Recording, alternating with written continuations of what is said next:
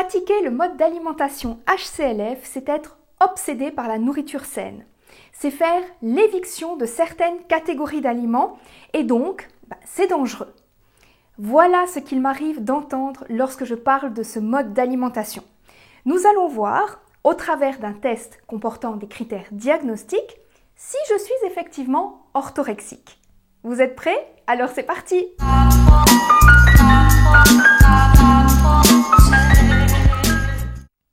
Avant de faire le test de 10 questions ensemble, penchons-nous sur la définition de l'orthorexie selon la Société suisse des troubles de l'alimentation.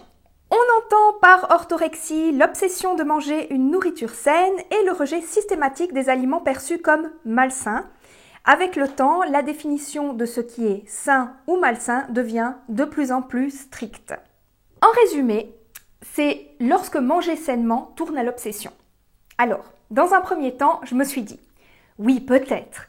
C'est vrai que je suis très attentive à manger sainement, mais est-ce que c'est une obsession chez moi? Peut-être qu'en fait, je ne m'en rends tout simplement pas compte. Je pense que si ce que vous mangez vous permet d'améliorer votre santé, pour moi, c'est le principal.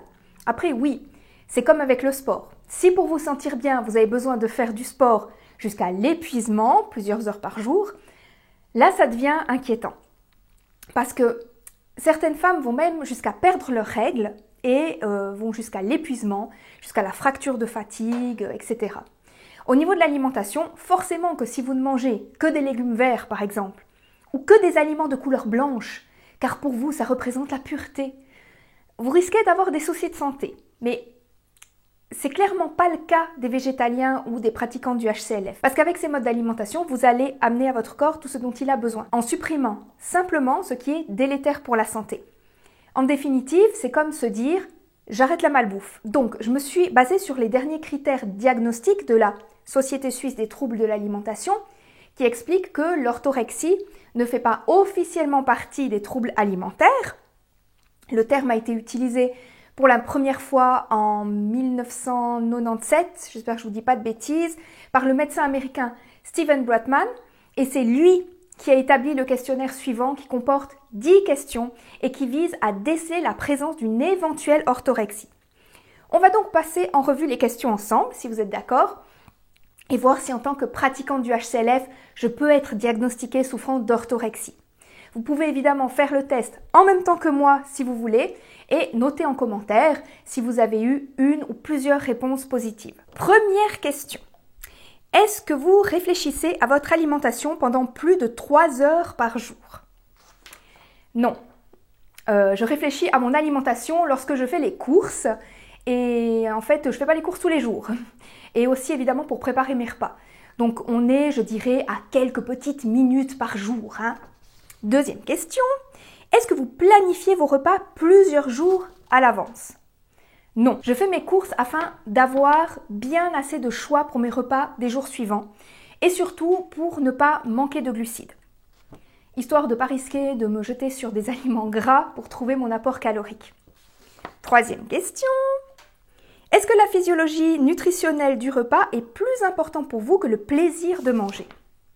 Non. Là, clairement, non.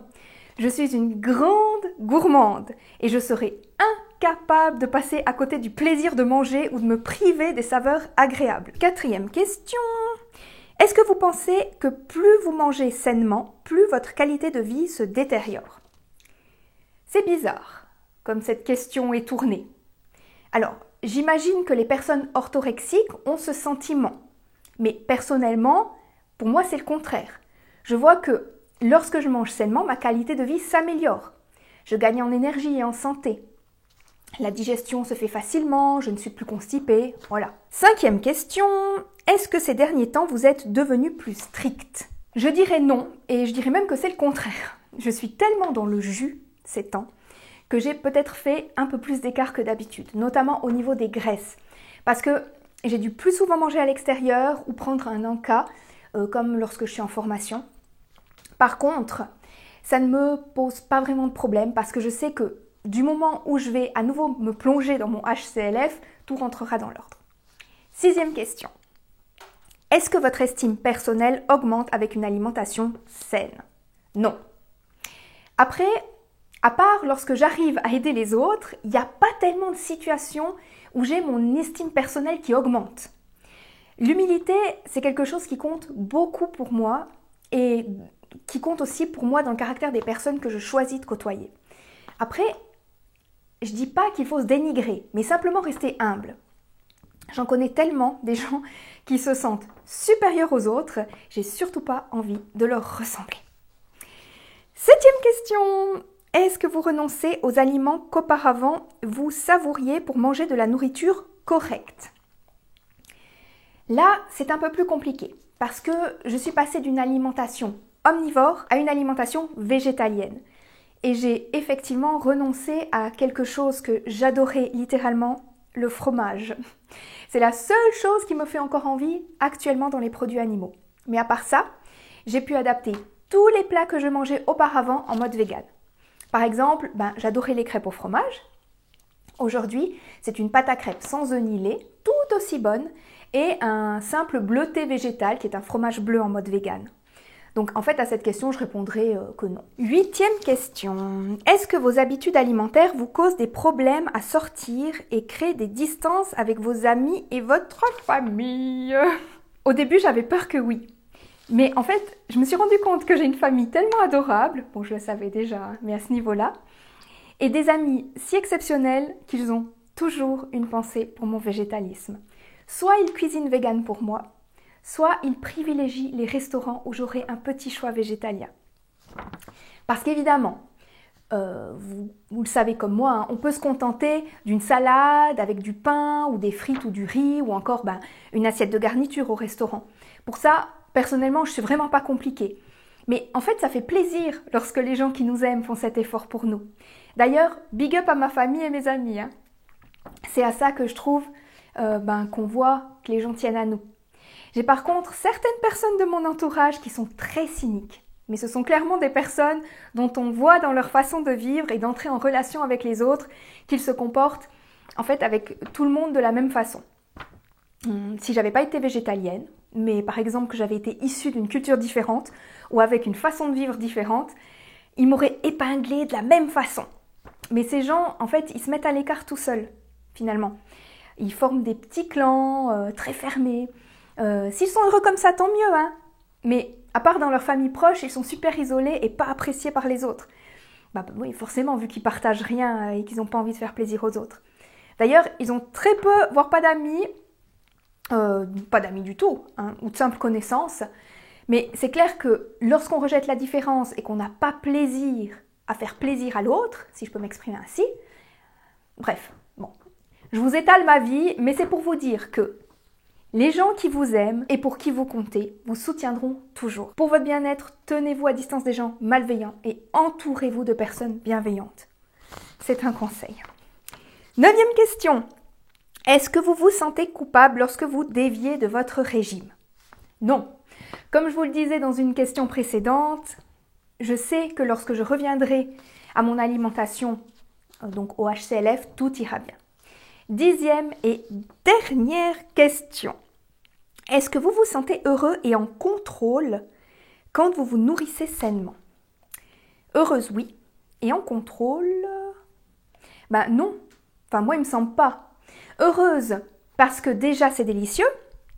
Je peux manger à volonté sans me dire « c'est trop bon, mais attention, pas trop, sinon je vais grossir ou je vais être malade. » Et en contrôle, en fait, je connais pas ce sentiment. Mais je sais que c'est un sentiment que les personnes qui souffrent d'anorexie ressentent. Mais je peux pas vous en parler en tant qu'expérience personnelle vu que je n'ai jamais ressenti ça. En fait, j'ai surtout l'impression que l'orthorexie, c'est une bonne excuse pour se dédouaner de manger des produits animaux, de tuer des animaux ou de les exploiter sous prétexte qu'il faut manger de tout. Mais cette injonction à manger de tout, c'est une création typique de l'être humain.